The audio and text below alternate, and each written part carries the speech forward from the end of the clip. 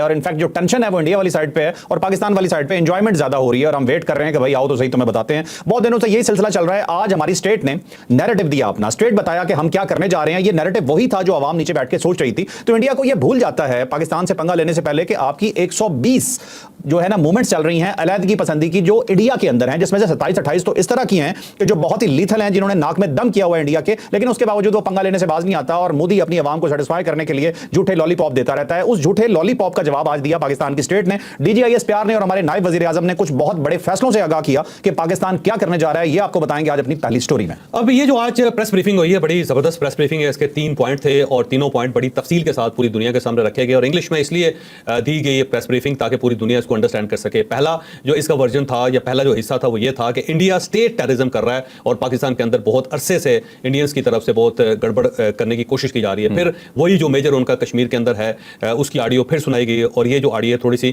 زیادہ تفصیل کے ساتھ تھی کہ وہ کس طرح جو یہاں پہ ٹیررسٹ ہے اس کو وہ انگیج کر رہا ہے, کس طرح اس کو لالچ دے رہا ہے, کس طرح اس کو بتا رہا ہے کہ پیسے آپ کو کس طرح ملیں گے. اور پھر اس کو یہ بھی بتایا جا رہا ہے جو پاکستانی ایجنٹ ہے کہ آپ نے کیا کیا کرنا ہے, جب بڑا کرو گے تو بہت زیادہ پیمنٹ ملے گی اور کیوں وہ تھوڑی تھوڑی کر کے پیمنٹ بھیج رہا ہے. اور ساتھ یہ بھی کہ وہ کوئٹہ سے لے کے لاہور تک جو سارا یعنی بلوچستان سے لے کے لاہور تک کا جو سارا علاقہ ہے اس کے اندر وہ ایکٹیویٹی کر رہے ہیں. ساتھ اسے یہ بھی بتایا کہ میں کوئی عارضی ملازم نہیں ہوں, میں نے بڑا لمبا عرصہ یہ کام کرنا ہے. تو وہ ساری تفصیل جو ہے آڈیو کی فارم میں آ گئی ہے. یہ بڑی آسانی سے دنیا کی کوئی بھی پاور اس کا فرینزک کروا سکتے ہیں اور پاکستان سے آئی ڈی اس کی مانگی جا سکتی ہے میجر کی, ہم اس کی آئی ڈی دے دیں گے, ساتھ اس کی آڈیو دے دیں گے. تو فرینزک بڑی آسانی کے ساتھ کیا جا سکتا ہے. پھر جعفر ایکسپریس وے کے اندر جو انوالومنٹ تھی انڈیا کی وہ بتائے گی. پھر جو ٹی ٹی پی کے ساتھ ان کی انگیجمنٹ ہے وہ بتائے گی. پھر 71 جو خوارج ہیں جن کو ریاست نے فارغ کیا اور ان کے بارے میں بتایا گیا کہ یہ سارے کے سارے وہ لوگ ہیں جو انڈین سپانسرڈ تھے اور ان کو اس مشکل وقت میں اس لیے بھیجا گیا کہ پاکستان ایک سرحد کے اوپر اس وقت انگیج ہے تو بیک سائڈ سے جو پیٹھ ہے پاکستان کی اس کے اوپر سے حملہ کیا جائے. تو یہ پوری ڈیٹیل بتائے گی. تو ایک جو اس کا سیکٹر تھا یا ایک جو پورشن تھا اس پریس بریفنگ کا وہ یہ تھا کہ انڈیا ایک اسٹیٹ ٹیررسٹ ہے. اور اس کے بعد جو دوسرا پورشن ہے وہ یہ ہے کہ جو موجودہ صورتحال ہے اس کے اندر پاکستان کا کیا ریزالو ہوگا یا پاکستان کی کیا پالیسی ہوگی یا پاکستان کا کیا رد عمل ہوگا. تو اس میں یہ بتایا گیا کہ دیکھیں ہم پہل بالکل نہیں کریں گے, ہم انڈیا کے اوپر کوئی حملہ نہیں کر رہے, لیکن اگر انڈیا تصادم کی طرف جاتا ہے تو پھر ہم اس کا جواب ٹھیک دیں گے. پھر ایسا نہیں ہو سکتا کہ ہم تھپڑ کھا کے خاموشی سے بیٹھے رہیں, پھر ہم اس کا جواب پوری طاقت کے ساتھ دیں گے. بلکہ پھر جو اسحاق ڈار صاحب ہیں ان کا بھی یہ کہنا تھا کہ اینٹ کا جواب پتھر سے دیا جائے گا. خواجہ آصف کا بیان ہے کہ بھارت جتنی طاقت استعمال کرے گا ہم اس سے زیادہ طاقت استعمال کریں گے, ہم اس کو بتائیں گے کہ ایک آزاد ملک جو ہے وہ کیا کس حد تک جا سکتا ہے. تو خواجہ آصف صاحب کی طرف سے بھی ایک رد عمل آ گیا. تو ایک اسٹیٹ نے اپنا نیریٹو دیا ہے, اپنی پالیسی دی ہے کہ یہ ہماری پالیسی ہے کہ ہم چھیڑ چھاڑ نہیں کریں گے. لیکن اگر ہمیں چھیڑا گیا, اگر آپ نے ہماری سرزمین پہ پاؤں رکھا, اگر آپ کے طیارے پاکستان کی سرزمین پہ آئے, اگر آپ نے یہاں پہ گڑبڑ کرنے کی کوشش کی تو پھر ہماری طرف سے جواب بڑا کلیئر اور بڑا خوفناک ہوگا اور پھر اس کا نتیجہ جو ہوگا اس کے ذمہ دار آپ خود ہوں گے. بلکہ یہ بھی D G I S P R نے کہا کہ جنگ آپ تو سٹارٹ کر سکتے ہیں, اپنی مرضی سے کر سکتے ہیں, لیکن اس کے بعد جو پاکستان رسپانس دے گا اور اس کے بعد جنگ کس سائڈ پہ جاتی ہے اس کے بارے میں حتمی طور پہ کچھ نہیں کہا جا سکتا. پھر ہم ہر قسم کے نتیجے کے لیے تیار بیٹھے. چوائس آف اسٹیٹمنٹ ہے, فوجی تصادم کا راستہ بھارت نے چنا تو یہ اس کی چوائس ہوگی اور اس کے آگے معاملہ کہاں جائے گا وہ پھر ہماری چوائس ہوگی. اعتراض نہیں کرتا. دیکھو بات یہ ہے کہ جو چھوٹا ملک ہوتا ہے یا غریب ملک ہوتا ہے اس بیچارے کے پاس جو کچھ بھی ہوتا ہے اس نے سب استعمال کرنا ہوتا ہے. ایسا نہیں ہے پہلے تو ہم نہ اتنے غریب ہیں نہ ہم اتنے بیچارے, ہمارے پاس بہت کچھ. دیکھیں ہم مان لیتے ہیں یار, مان لیتے ہیں انڈیا ہاتھی ہے, لیکن اب اگر اس کا مقابلہ چونٹی کے ساتھ ہوا ہے تو چونٹی بھی تو کام کرے گی نا. پھر ایسا تو نہیں ہو سکتا کہ آرام سے مسلی جائے یا آرام سے وہ ہاتھی کو گھر جانے دے. چلیں ہم یہ سمجھ لیتے ہیں وہ ہاتھی ہے, ہم چونٹی ہیں, تو ہاتھی تو چونٹیوں کے ہاتھوں ہی مرتے ہیں. پھر تو ہم تو نہیں چھوڑیں گے پھر, کیونکہ ہمارے پاس جو ڈنگ ہے وہ ماریں گے, ہمارے پاس جو پنجے ہیں وہ بھی ماریں گے اور جہاں تک ہماری طاقت ہے پوری استعمال کریں گے. تو یہ پاکستان کا بیانیہ ہے, پاکستان کی پالیسی ہے کہ ہم کچھ نہیں کریں گے, لیکن اگر آپ نے کچھ کیا تو پھر ہم نے آپ کو چھوڑنا کوئی نہیں ہے. پھر ایسا نہیں ہوگا کہ ہم نے جو بنایا ہے, جو ہتھیار ہم نے لیا ہوا ہے, جو فوج ہم نے رکھی ہوئی ہے وہ گھر چلی جائے گی, گھر گھر کوئی نہیں جائے گی پھر. اور دوسرا پبلک جو ہے وہ بھی اس کا سینٹیمنٹ بھی دیکھ لیں, پبلک کس حد تک چارجڈ ہے. اور پاکستان شاید دنیا کا واحد ملک ہے اس وقت کہ جہاں پہ جنگ کی صورتحال ہے, لیکن ابھی تک کسی سیولین نے اپنے گھر پہ مورچہ نہیں بنایا. یعنی وہ تگڑے ہو کے بیٹھے ہوئے ہیں. بلکہ یورپ کے اندر یا کسی جگہ پہ بھی جنگ ہوتی ہے تو فوری طور پہ لوگ اپنے گھر میں چھپنے کی جگہ تلاش کرتے ہیں, کوئی زمین کے اندر مورچے کھودتے ہیں اور یہ فیصلہ کر لیتے ہیں کہ کہاں جانا ہے, دریا کی طرف جانا ہے, ہم نے پہاڑوں کی طرف جانا ہے, ہم نے غاروں میں گھسنا ہے, ہم نے دیہات کی طرف بھاگ جانا ہے, کہاں بھاگنا.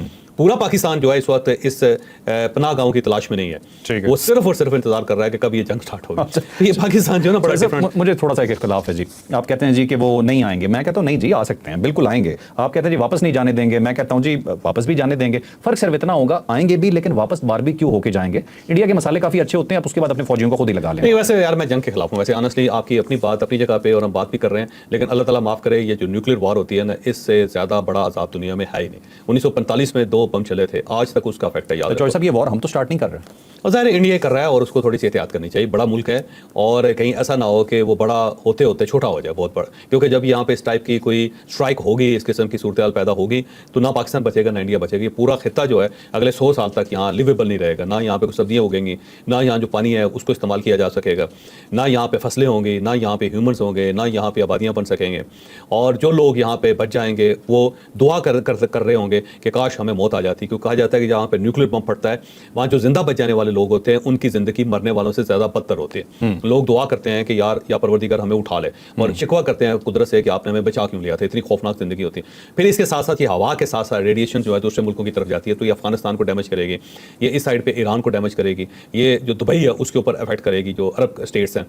फिर इस साइड पे जब इंडिया की साइड पे आप देख लें उसमें थाईलैंड को अफेक्ट करेगी, फिर ये चाइना का बहुत ज़्यादा पोर्शन है उसके ऊपर असरअंदाज होगी, फिर इसके साथ साथ जो बर्मा है उसको डिस्टर्ब करेगी, फिर इसके साथ श्रीलंका जो है, तो इस साइड पे भी बहुत बड़ी तबाही आएगी। तो ऐसा नहीं हो सकता कि ये कोई महदूद किस्म की जंग होगी, इसका अफेक्ट कोई थोड़े लेवल पे होगा, फिर ये फैलेगा। और जब फैलेगा तो फिर ना पाकिस्तान की साइड से कोई चीज़ बचेगी ना इंडिया की साइड से बचेगी, तो डरना चाहिए सूरत हाल से। और मेरा ख्याल है अकल को हाथ मारना चाहिए मोदी साहब को, और जो उनके लोग हैं इस वक्त जो उनको जंग पे उकसा रहे हैं, वो 5-6 लोग हैं जो उनके साथ हर वक्त रहते हैं। अब ये जो ज़ाफ़रानी कलर का है ना, साइफ्रान कलर का जो वो कपड़े पहन के फिर रहे हैं, और ये एक खास मेंटालिटी है हिंदुइज्म की, और वो इसको, लेकिन ये ज़हन में रखो कि इंडियन ये नहीं चाहते कि ये जंग हो। ये कुछ लोग हैं जो आरएसएस को मानने वाले लोग हैं, जो जिनका ख्याल ये है कि हिंदुइज्म जो है वही प्रवेल करेगा और सब कॉन्टिनेंट के अंदर किसी दूसरे मजहब के लोगों को नहीं रहना चाहिए, उन सब की नस्ल कुशी कर देनी चाहिए, सबको मार देना चाहिए। तो ये जो लोग हैं ना, ये एतराज़ कर रहे हैं, ये चाहते हैं जंग हो, और अगर ये जंग हुई तो ये सिर्फ पाकिस्तान तक महदूद नहीं रहेगी, इंडिया का बहुत नुकसान होगा। तो बहरहाल पाकिस्तान अपनी पॉलिसी में क्लियर है, उसने कहा जी कोई मसला नहीं, जो कहते हैं ना देखी जाएगी, तो ये जो देखी जाएगी ना, पाकिस्तान अब उस पर आ गया हुआ, तो पाकिस्तान ने अपनी पॉलिसी इसके अंदर डिक्लेयर कर दी। और थर्ड जो चीज़ है वो ये है कि जो DGISPR की जो प्रेस कॉन्फ्रेंस हुई उसमें जो पहलगाम का वाक़या है उसकी प्रॉपर उसका ऑपरेशन किया गया, और उसके अंदर बहुत सारे सवाल उठाए गए, और ये वो सवाल हैं जो इंडिया के अंदर भी इस वक्त उठाए जा रहे हैं। तो वो ये कहते हैं जी 1:50 के ऊपर उन्होंने कार्रवाई स्टार्ट की, फिर 2:20 तक वो यहाँ पे कार्रवाई करते रहे, यानी आधा घंटा उन्होंने कार्रवाई की, उसके बाद वो चले गए। 2:30 पे जो एक थाना है 6.5 किलोमीटर दूर है, और उस तक पहुँचने के लिए भी आपको 40 मिनट चाहिए या 30 मिनट चाहिए। वहाँ FIR कैसे होगी, फिर ये लोग आए कैसे, 7 लाख फौज थी आपकी यहाँ पे, जो सिक्योरिटीज़ का और दूसरा फौज का बहुत बड़ा फेलियर है, उस फेलियर के ऊपर क्यों नहीं डिबेट हो रही इंडिया के अंदर।